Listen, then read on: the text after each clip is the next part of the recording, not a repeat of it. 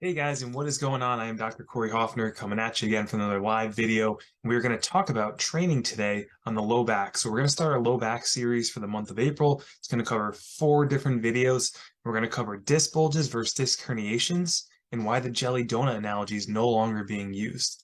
Okay, so we're going to dive right into the topics for tonight. It's going to be an awesome kind of class here. I'm going to keep it to 10 minutes or less. I'm going to try my best. If you guys, if you see the quality is pretty poor, I apologize. I had issues with my phone recently, so I am using my webcam. So apologies on that. Hopefully it comes out okay and you guys can see everything because I'm going to share my screen too tonight.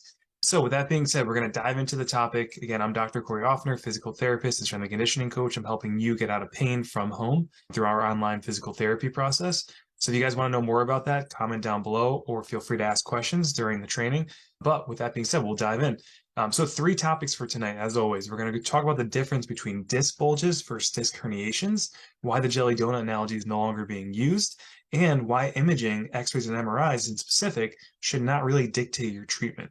So we're going to break down each 3 of those topics tonight, kind of going into the nitty-gritty details, starting with the first one being, what's the true difference between a disc bulge versus a disc herniation? Right, what are discs? That's where we should start.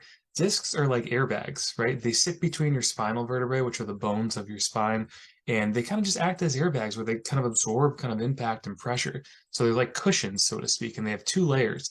They have a thick kind of connective outer layer made of collagen or strong supportive protein, and that's called the annulus fibrosus.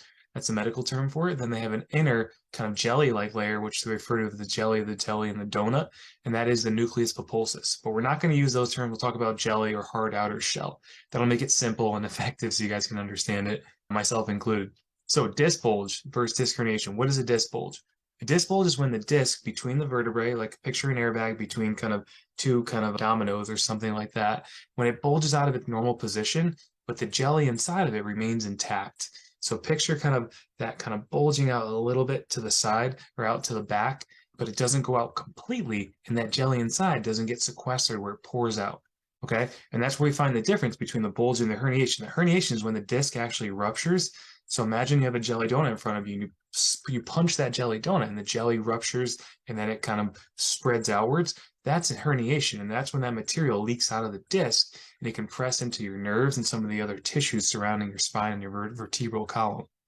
Okay, both are important to know because it can cause pain, numbness, or weakness. There's 2 portions of a nerve. There's a sensory portion, and that's where your pain is controlled, and then there's a motor portion, and that's where kind of it controls your muscular strength.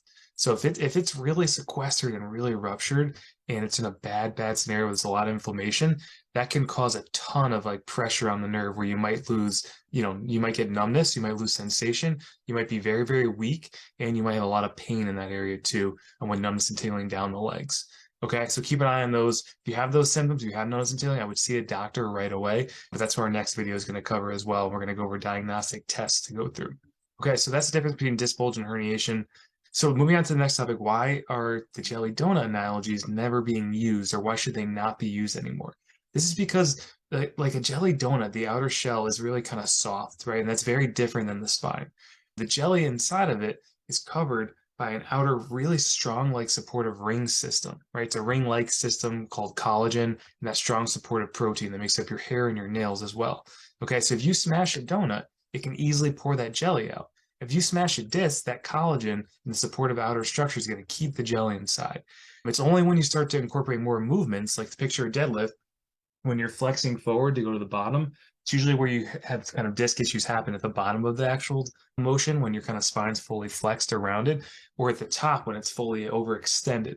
That's the only time you're really putting a ton of pressure where it can maybe kind of add a little bit of kind of damage to that actual disc if you're not doing it properly, or there's already an issue there kind of before you went into the movement.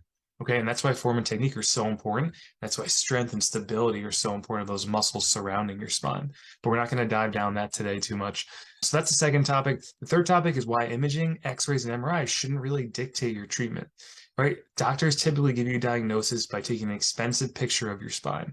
And x-rays are a little less expensive, right? They do that typically when you go see them first. And MRI is a lot more expensive, right? It's like triple or quadruple the cost of an x-ray. So usually your insurance will cover it, but they'll make you go to physical therapy for 4 to 6 weeks first to make sure you can get a little bit of relief or see if you truly need an MRI, right? So Why is imaging not really great and why should it not dictate treatment?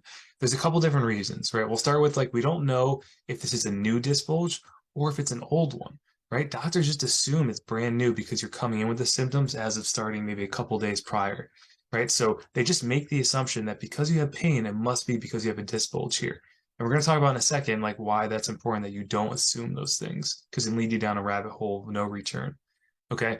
The results in imaging also show poor correlation to the symptoms of pain, right? So even though you have a disc bulge in a certain area, it doesn't mean you have a lot of pain. And there's research that supports this, right? They did a study. There's many different studies out there, and they took 20 people, and 2 out of those 20 people showed that they had pain in that same exact area where they had the bulge. The other people had 0 out of 10 pain. So it really just depends. There's other factors which we're going to talk about. So your pathology should not dictate your treatment based off of those 2 things I just mentioned. And the last thing is MRI shows anatomy, right? So it shows your disc, it shows the muscles around it, it shows if there's inflammation, it shows the ligaments around the area. It's going to show the bones to a certain degree, but it's not going to show your function, right? So it's going to purely show your anatomy where you're stable. If you ever had an X-ray or an MRI, you're in a stable, static position. Typically, you're laying on your back, you're laying on your stomach. You're in one position, you're not moving throughout the actual kind of imaging, right? So because you're specifically in a static position, it can't really translate over to kind of how you kind of do in daily life, right? It'd be different if you were bending over doing something, doing a deadlift, and we were imaging your spine at the same time. So that's why it's not truly too effective. Okay. So what I want to do is I want to share my screen with you guys and show you kind of the difference between a disc bulge and herniation so it makes a little more sense. And I do want to tell you before I share my screen, like disc bulges are fairly common. Okay. They show up frequently in many people. And a lot of these people are walking around, myself included, with 0 out of 10 back pain. So just because you have a bulge doesn't mean that you're going to be kind of developing back pain at some point or you should have an issue with pain. Okay. Or weakness. Right, research shows that almost a third of healthy individuals who are 20 years old have a disc bulge, and that number can increase by 10% for every 10 years of life, right? So we need to see the spine in different positions and postures, and we need to load it as well. And that's where a physical therapist comes into play. So like you should have imaging done, yes, but you should also have a good physical therapist take you through some functional tests, look at your strength, your range of motion, and like what certain postures and positions are causing your pain.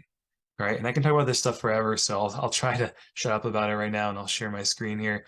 So you guys should be able to see my screen here, and we're going to wrap up in a second. So we'll just kind of end with this. So again, bulging disc, like we mentioned, is just when that disc is kind of pushing out a little bit, but that jelly is still remaining intact. So you can see here, it's a little bit inflamed and red and swollen, and it's pushing into that nerve a little bit, but nothing's pouring out of it, right? This is a herniated disc.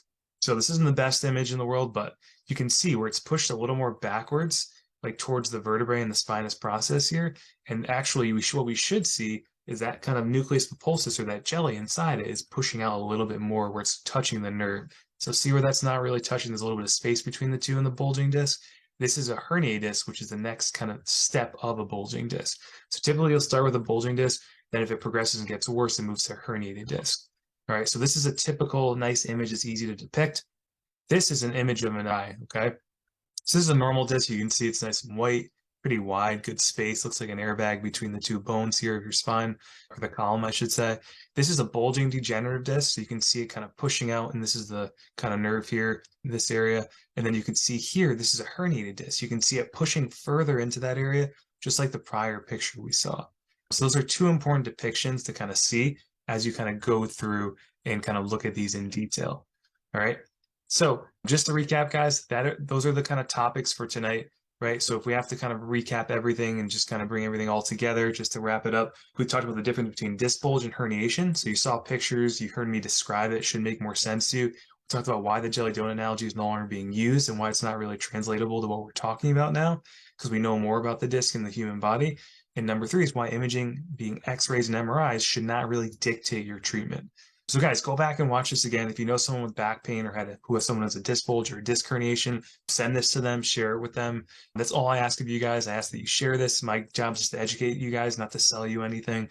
So thank you so much for watching. If you found this valuable, please like and hit that subscribe button. Don't miss our next 3 low back videos coming up in our series for the month of April, where we're going to identify kind of what kind of disc issue you have, and then we're going to tell you how to properly and effectively treat it. All right, thanks so much, guys, and I will see you next week. Have a great one.